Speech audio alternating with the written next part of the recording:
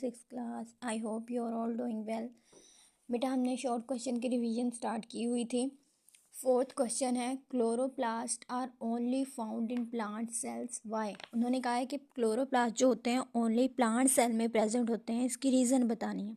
बेटा आपने पढ़ा था कि प्लांट जो होते हैं अपनी खुराक तैयार करते हैं with the help of photosynthesis. वो फोटोसिंथेसिस करवाते हैं जिसमें कार्बन डाइऑक्साइड और वाटर की प्रेजेंस में और सनलाइट की प्रेजेंस में ग्लूकोज को प्रिपेयर किया जाता था। बेसिकली ग्लूकोज जो थी वो फूड थी, एनर्जी प्रोवाइड करती थी प्लांट्स को। ठीक है, तो इस वजह से बेटा ये क्लोरोप्लास्ट जो होते हैं ओनली कहाँ पे प्रेजेंट है? प्लांट सेल में प्रेजेंट है, क्योंकि बेटा क्लोरोप्लास्ट जो होता है इसके अंदर ग्रीन पिगमेंट होता है क्लोरोफिल, जो ओनली किस में प्रेजेंट होता है? ओनली प्लांट सेल में प्रेजेंट होता है।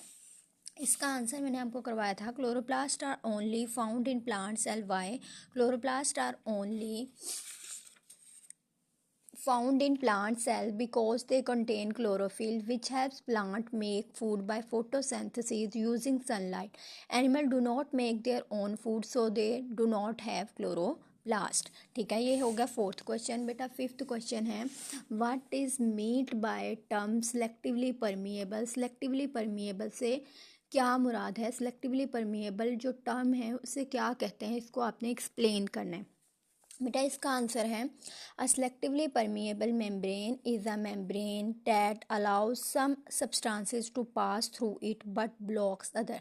बेटा आपने पढ़ा था कि सेल मेम्ब्रेन जो होती है वो सेलेक्टिवली परमिएबल होती है, वो कुछ सब्सटेंस को तो अपने अंदर से गुजरने देती है, जो रिक्वायर होते हैं उनको सेल के अंदर जाने देती है, जो सेल को जिन सब्सटेंस की सेल को नीड नहीं होती उनको नहीं जाने देती। तो इस वजह से उसने कहा है कि सेलेक्टिवली परमिएबल से मुराद है कि ऐसी मेम्ब्रेन जो क्या है उन्हीं सब्सटेंस को अलाउ करती है जिनकी नीड होती है, जबकि बाकी जितने भी चीज़ें होती हैं उनको ब्लॉक कर देती है। A selectively permeable membrane is a membrane that allows some substances to pass through it but blocks other. बेटा ये शॉर्ट क्वेश्चन 5 ही थे। शॉर्ट क्वेश्चन 5 जो हैं हमारे कंप्लीट हो गए हैं रिवीजन। नेक्स्ट इंशाल्लाह हम स्टार्ट करेंगे। ठीक है, आपने अब ये 5 के 5 क्वेश्चन बेटा अच्छे से रिवाइज करने हैं। ठीक है, इनको अच्छे से याद करना है, इनको अच्छे से लर्न करना है।